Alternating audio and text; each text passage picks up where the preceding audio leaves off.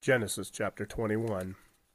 The Lord visited Sarah as he had said, and the Lord did to Sarah as he had promised.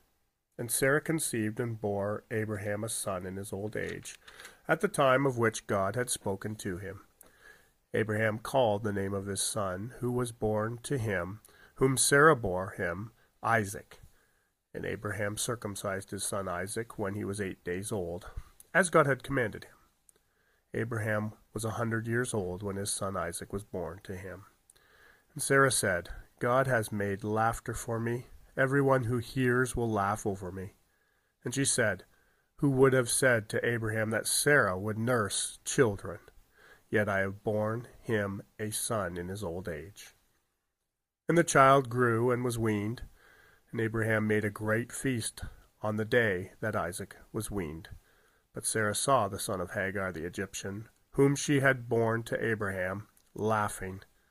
So she said to Abraham, cast out this slave woman with her son, for the son of this slave woman shall not be heir with my son Isaac. And the thing was very displeasing to Abraham on account of his son. But God said to Abraham, be not displeased because of the boy and because of your slave woman.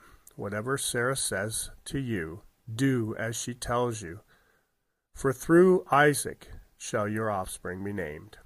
And I will make a nation of the son of the slave woman also, because he is your offspring.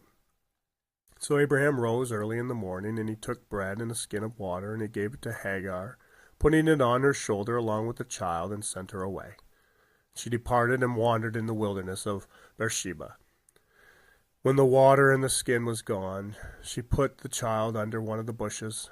Then she went and she sat down opposite him, a good way off, about the distance of a bow shot, for she said, let me not look on the death of the child.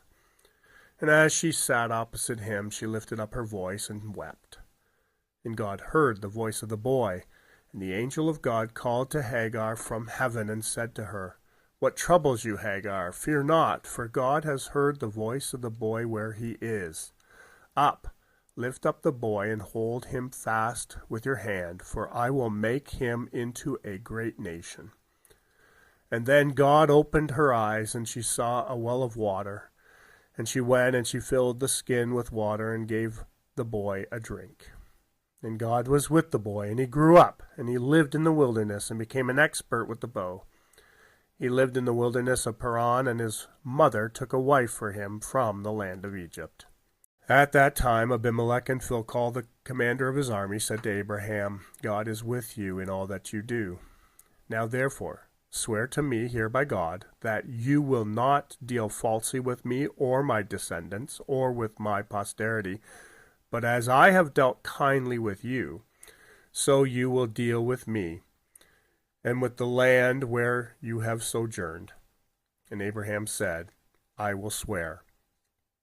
And Abraham reproved Abimelech about a well of water that Abimelech's servants had seized. Abimelech said, I do not know who has done this thing. You did not tell me, and I have not heard of it until today. So Abraham took sheep and oxen and gave them to Abimelech. And the two men made a covenant. Abraham set 7 ewe lambs of the flock apart. And Abimelech said to Abraham, what is the meaning of these 7 ewe lambs that you have set apart? He said, these 7 ewe lambs you will take from my hand, that this may be a witness for me that I dug this well. Therefore that place was called Beersheba, because they both of them swore an oath. So they made a covenant at Beersheba. Then Abimelech and Phicol, the commander of his army, rose up and returned to the land of the Philistines. Abraham planted a tamarisk tree in Beersheba, and he called there on the name of the Lord, the everlasting God. And Abraham sojourned many days in the land of the Philistines.